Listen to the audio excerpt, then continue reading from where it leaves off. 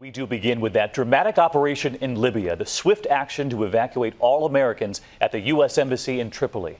At dawn today, all American personnel, more than 150 of them, were whisked away, including dozens of Marines who were working security, driven in a convoy some 250 miles to Tunisia, under heavy military guard from the ground and the air and at sea.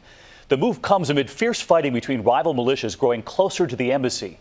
And there was a tweet from the American ambassador in Tripoli within the last 24 hours warning of the nearing violence.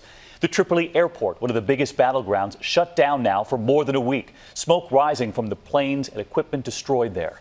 We have team coverage of the secret mission to get the Americans out, beginning with ABC's Mohammed Leela in London. It began just after sunrise, the U.S. military moving into position to cover the evacuation while most of the city was sleeping. Over 150 Americans, among them at least 70 embassy staff, including Ambassador Deborah Jones, plus a large security detail traveling in a convoy of armored SUVs. Up above, a surveillance drone keeping watch, with two F-16 fighter jets patrolling nearby, just far enough to not attract too much attention.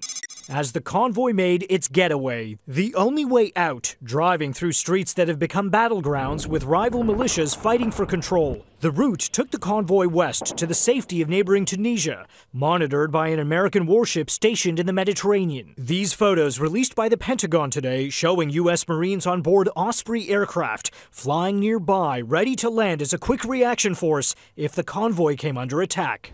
Today, Secretary of State John Kerry admitting the violence was out of control. Because of the freewheeling militia violence that is taking place in Tripoli, and particularly in our case, around, a lot of the violence is around our embassy, but not on the embassy. But nevertheless, it presents a very real risk to our personnel. That risk so real, the State Department issuing a travel warning, telling all Americans to use, quote, extreme caution and depart immediately, adding that rebels have anti-aircraft weapons that may be used against civilian aviation. With each passing day, the danger getting closer and closer to the embassy, leading Ambassador Jones to recently tweet, "Our neighborhood a bit too close to the action, then this, apparently an urgent plea. Diplomatic missions to be avoided, please."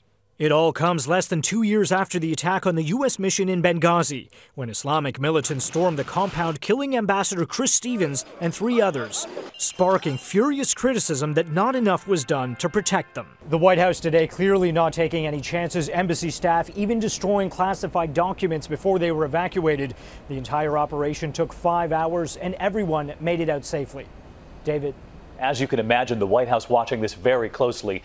ABC's chief White House correspondent Jonathan Karl in Washington for us tonight. And John, I wanted to take everyone home back to that image, those Marines at the ready, word of F-16s in the air but out of sight as they evacuated the embassy in Tripoli. But John, is this a sign of the post-Benghazi era, this swift action given the increasing danger?